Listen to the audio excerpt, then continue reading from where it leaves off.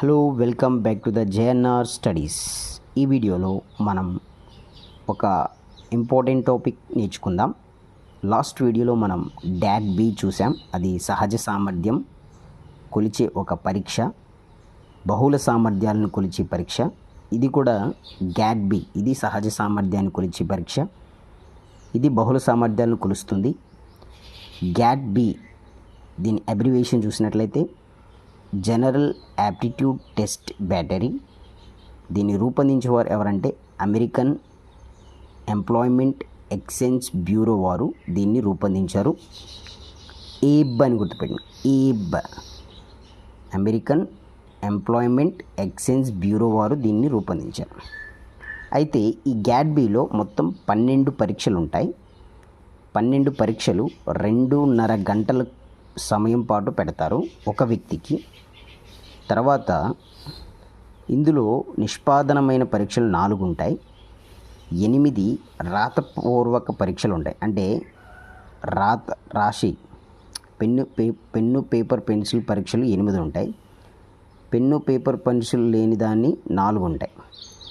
మొత్తం 12 పరీక్షలు ఇందులో ఉంటాయి.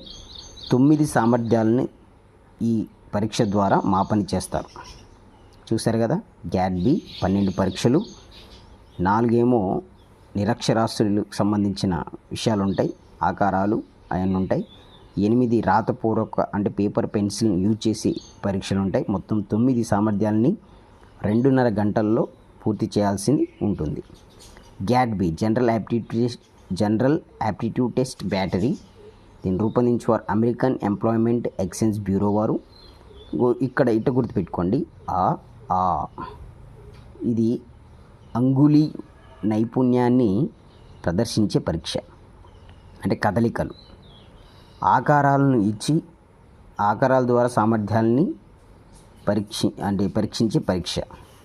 మూడవది చేతి నైపుణ్యం, మన చేతి నైపుణ్యాన్ని తెలుసుకునే పరీక్ష. తర్వాత చలన, మన కౌశలాలు, మన బాడీ పార్ట్స్ ఏ విధంగా కదులుతున్నాయి, మూమెంట్స్ గురించి తెలుసుకునే పరీక్ష. తర్వాత ఏబ్ దగ్గరకు వచ్చి 4 గుర్తుపెట్టుకోండి. గుమస్తా సామర్థ్యాల పరీక్ష. తర్వాత శాబ్దిక పరీక్ష, సంఖ్య నెంబర్స్ సిస్టమ్, వెర్బల్ థియరీ. తర్వాత ప్రాదేశిక స్థాన సంబంధాల పరీక్ష, ప్రజ్ఞ పరీక్ష. గుమస్తాకి ప్రజ్ఞ లేనందున శాబ్దిక సంఖ్యలు రావట్లేదు, కాబట్టి అతనికి ప్రాదేశిక స్థాన సంబంధాల పరీక్ష పెట్టారు అని గుర్తుపెట్టుకోండి. సో ఇది ఫ్రెండ్స్ ఈ వీడియోలో. నెక్స్ట్ వీడియోలో మరొక వీడియోతో కలుసుకుందాం. బాయ్.